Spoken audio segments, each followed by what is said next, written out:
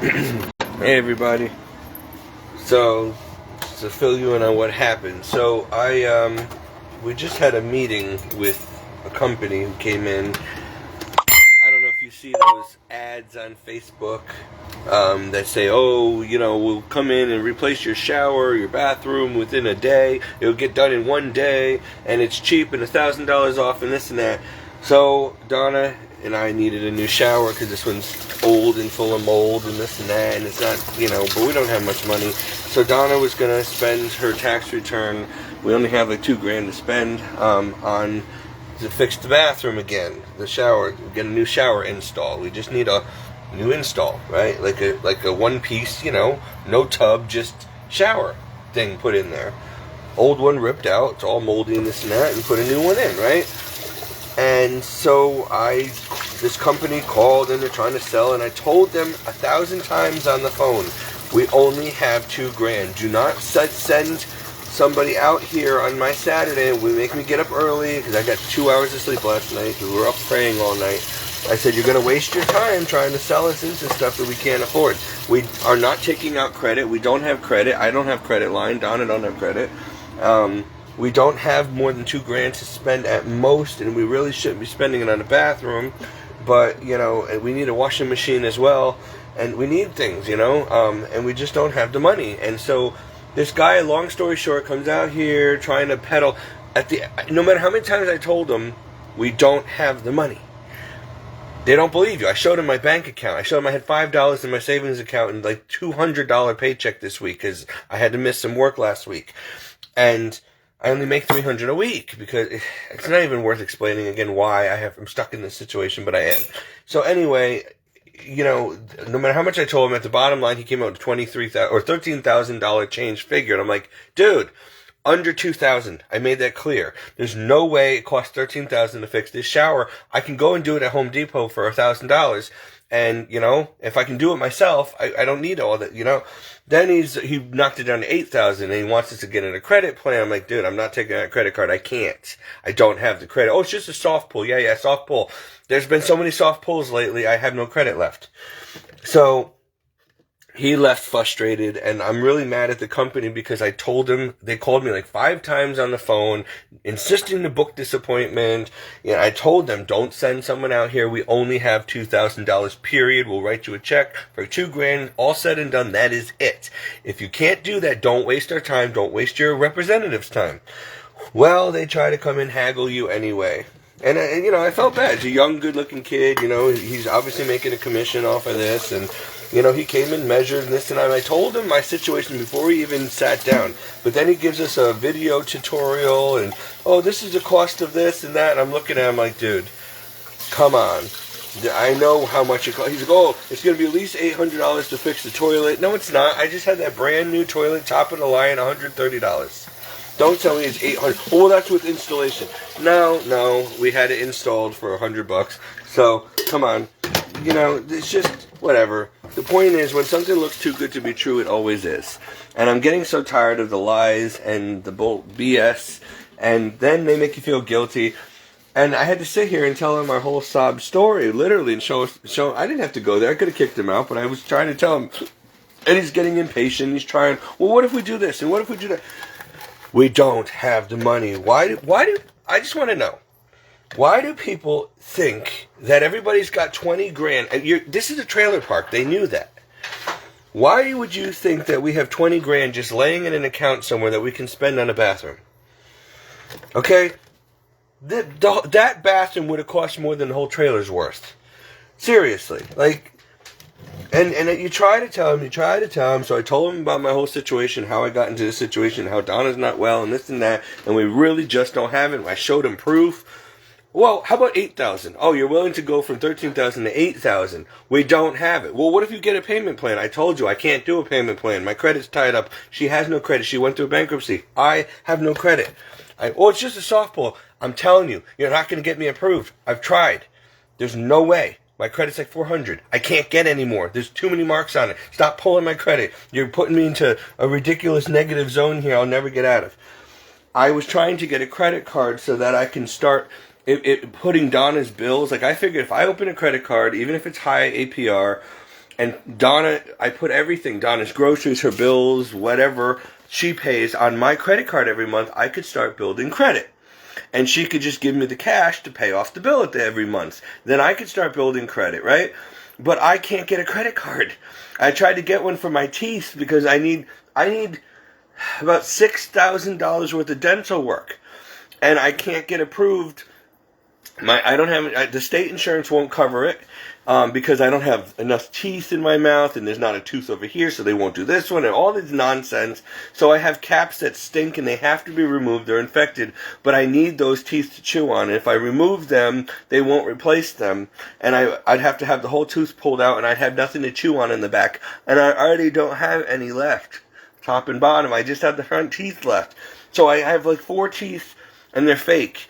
They're capped or rebuilt, and they all got to go. And I don't have money for implants, and I don't have money for caps, and I don't have money for anything. And so I tried to get care credit, but because I've had it before, and I had to settle out of court to pay off most of it, but I couldn't pay the whole thing. And that's because I had it paid off, but my stepmother was also on the account, and I should have canceled the account, but I had dogs, and I didn't, just in case of an emergency, you use them for vet bills and stuff, so I kept it open for years. Well, my stepmother had an emergency or something with her horse, didn't tell me, and I'm the primary on the card, and racked up bills for her horse, and then left me with the friggin' debt. And then I ended up having to go through court and everything to try to alleviate. I'm like, this isn't fair. And she wasn't going to pay it. She didn't have the money to pay it. She goes, oh, well, you owe me anyway. Damaged my credit. Now I can't get credit card anymore or pet care. That wasn't even my fault. So I'm stuck with someone else's problem, but it was in my name. It's basically credit fraud, but we'll let her go because she's my mom. But the point is, she did that to me, and now I can't get my dental work fixed. If I have an emergency with my dog, I can't help him because I don't have a pet care credit card. It's just, I'm so sick of it. Your credit is everything, and that's how they control people. They will destroy your life if you don't have credit. Even if I had $1 million in the bank, if I had 400 credit, they don't want to know nothing. You can pay cash only for so long, but you won't get a good job with bad credit, which is not fair because I'm capable of working a good job somewhere, even a government job. But because my credit is under 680, I've lost great job opportunities that would have been very lucrative for me with full benefits and everything because I don't have good credit. So basically, all these years of life experience and knowledge and stuff is useless because I can't get a job because of a credit score. So my credit score, which happened because because of things like that happened, and because I had car repos years ago when I was trying to keep a roof over my head, and it was either lose the house or lose the car, and so I'm getting penalized for all this now, and it looks like you're a piece of garbage, worthless because your credit score is bad, but that's not true. I'm a good hard worker, and I'm a good person. I'm fairly intelligent, and yet people won't give you a chance because your credit's bad. Okay? So I can't get a loan, I can't get a lease, I can't get an apartment, I can't get a mortgage, I can't get a credit card, I can't get my teeth fixed, I can't get the vet bills taken care of. There's nothing I can do because my credit is bad. So I can't even borrow money, even though I'm good for paying it back. It's just not fair. It's another way that the world keeps people oppressed and down. Rich people have perfect credit, and just because they have money, and so they never have to worry about falling behind or getting delinquent or anything. And rich people don't have to pay as many taxes as the rest of us do. And rich people, it's just this. That's why I don't feel bad for rich people when they end up in hell. Because God said it's easier for a camel to go through the eye of a needle than a rich person to enter the kingdom. And this is why. This is why. Rich people are stingy most of the time. They won't help the poor or the oppressed. They are uncharitable. They take everything for granted. They think they're gods.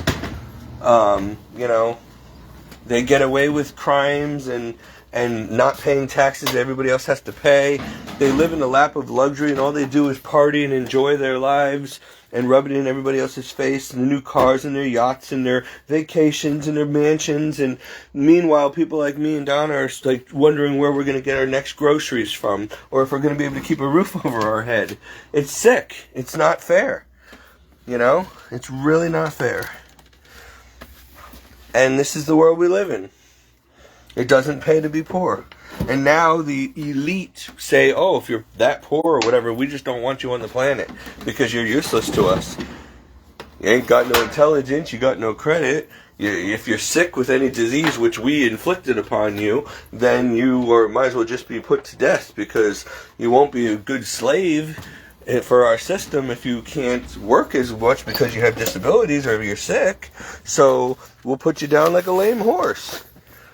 It's disgusting, but that's how they feel about us.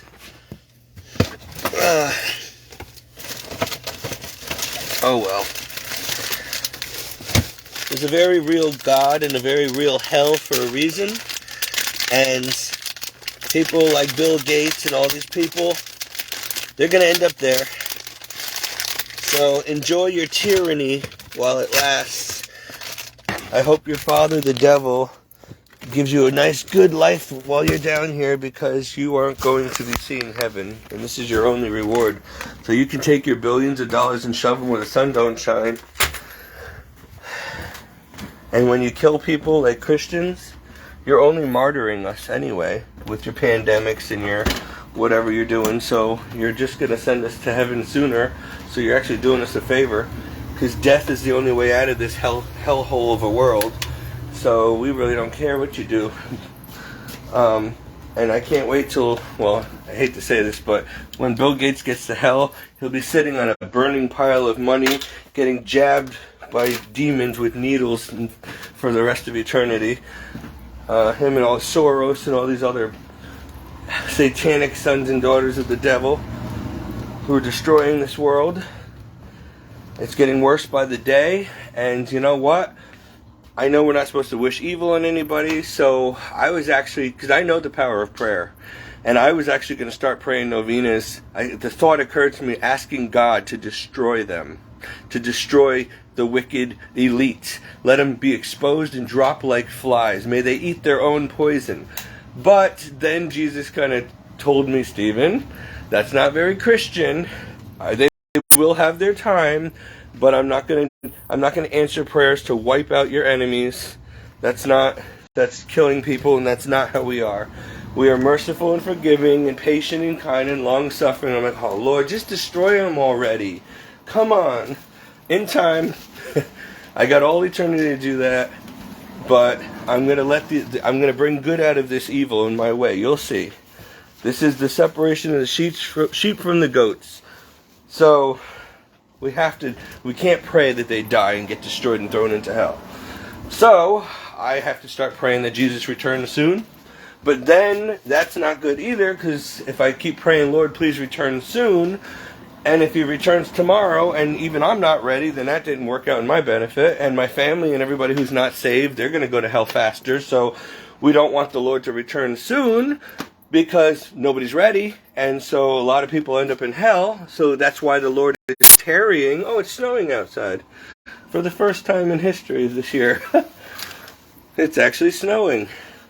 Anyway, so I don't know. I don't know what to pray for anymore, because it's like, I got, protect us from our enemies?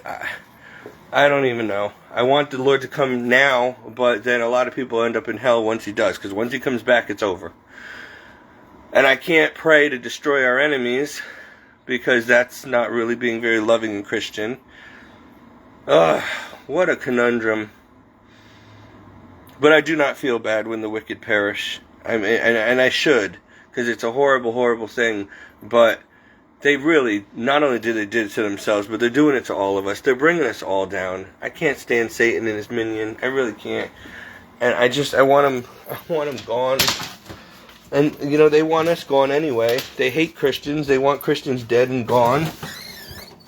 So, what are you doing? You sleeping in Donna's bed? Little chupacabra? Okay, you can stay here. Just, I don't want you getting your caught on this. See? Alright. Anyway, that's just my conundrum today. I'm just venting. I'm sick of not having enough money to get things done to meet our basic needs. But, the Lord provides, I guess. We have to be grateful for what we do have. So, my car just went over 100,000 miles last night. And it's starting to have transmission issues. And I'm panicking because I don't have any money to fix it. And this car costs so much money already. And, I don't have any money for repairs, and as soon as it hit 100,000 mark, it's starting to have serious problems, as they usually do. And this is my only car, and I don't have money for a new car. And we just spent a lot of money getting this car last year, because the price of cars have tripled for no reason, and they charged a lot of money for a 11-year-old car. But it was all I could afford, because I couldn't get credit and I couldn't take a loan out. I had to pay cash. And somebody gave me the money to buy the car. But they had some nerve charging that kind of money for an old car like that. It was everywhere. Even rusted up cars were going for that $10,000 or more. So I didn't have a choice. It was the only car I can afford, and I needed a car. But now it looks like I'm going to need another car soon, and I don't have a way of getting one. So back to the drawing board again. I'm going to have to pray again hard that the Lord provide me with a car before this one is not even able to be traded in. But I need a truck. I mean, honestly, I'm going to pray for a specific truck. It'd be nice to have a new car for once. I'm so tired of always having to have hand-me-downs and used, old, broken vehicles, high miles, 10, 11 years old. They don't last. I keep dumping money into them, and then I have to get another one, and another one, and another one. It's just a money pit. Why can't I ever have a nice, new, brand new, never used by anybody, just brand new truck? You know what I'd like to have, since we're talking about the impossible here? I would love one of those brand new 2023, 2022, maybe even 2024 GMC 4-door, fully loaded, regular full-size cab, dual tires in the back, can pull a boat or a large trailer, 2500 engine, 6-cylinder GMC pickup truck, all black. Even like I saw when it was so beautiful, it was all, even what's normally chrome was all black. It was black paint with black bumper, black grill, black plastic. Everything was really sporty and industrial looking, like a Tonka toy. And it was black leather interior. Everything was black in, black out. Just gorgeous, gorgeous truck. Probably $60,000, $70,000, $80,000, $100,000 truck, obviously, but wow, I would love to have me one of those, and I would love to have a tiny little house of my own and whatever, but we can dream, but it don't look like I'm gonna, especially with the way things are going in the world. I don't see how I'm gonna have any of these things, but it is what it is. We're grateful for the time we do have and what we do have, so that's it. That's all I got for now. Venting concluded.